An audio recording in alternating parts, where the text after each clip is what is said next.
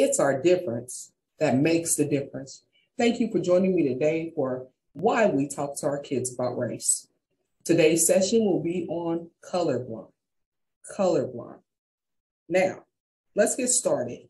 The session will only be 5 minutes. My name is Regina Platt. I will be your host. When was the first time you noticed that someone's race was different from yours? Who did you talk to about? How did you feel about what you've seen, what you recognized?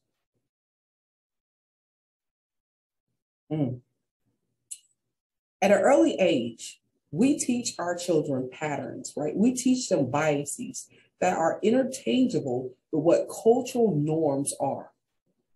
So we teach them that what the cow is, so animals, and we teach them about colors, and we teach them about light and dark, and we teach them about big and small, and we teach them a variety about sounds, what is soft sounds and loud sounds, what is good and what is bad. We teach these things beginning at very young ages.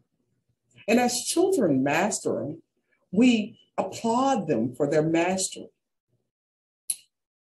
But there's something we don't applaud them for mastering or recognizing or embracing, and that is racial difference, racial patterns.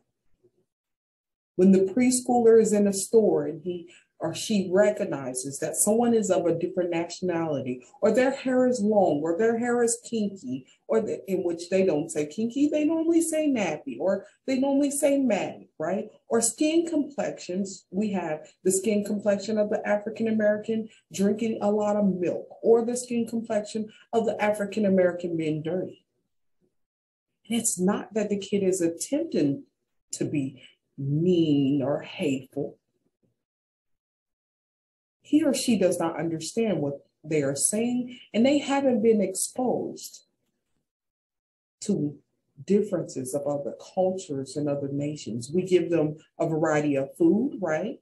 They taste Italian food and Mexican food and Thai food and Chinese food, and they explore varieties of textures and flavors through food.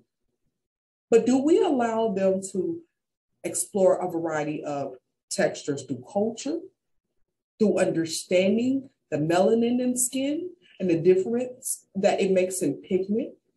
Do we teach them to understand and embrace different languages?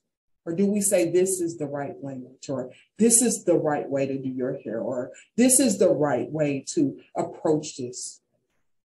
I'm believing that we're boxing them in, when in reality, the world is coming together as a whole. And so the difference is going to make the difference.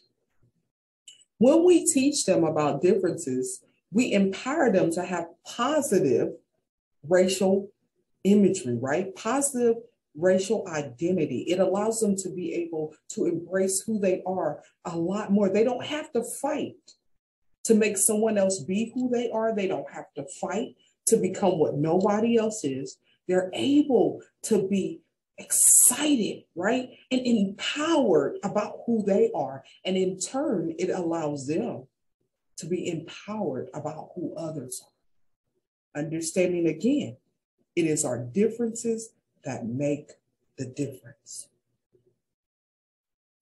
I know we all have learned a lot of things from the past. And history has been proven that there's been a lot of hurt done, but history has as well proven that there are great things happening when people come together and do the work one step at a time. So today's step that I ask you to take is to have that enriching conversation with your young people about the differences in race, the differences in language, the differences in culture. And be open and willing to listen to them as they teach you some of the things that they've examined as they explore as well. We know that change does not come overnight. But if we begin at early ages, they said by 9 months, a year old, a baby can already only identify with that race which looks like him or her, which they are around most of the time. But if we begin to read books and we begin to study cultures and watch film, the film industry, bring in other identities and ethnicities and bring them together and let their voices matter, our children are able to see themselves.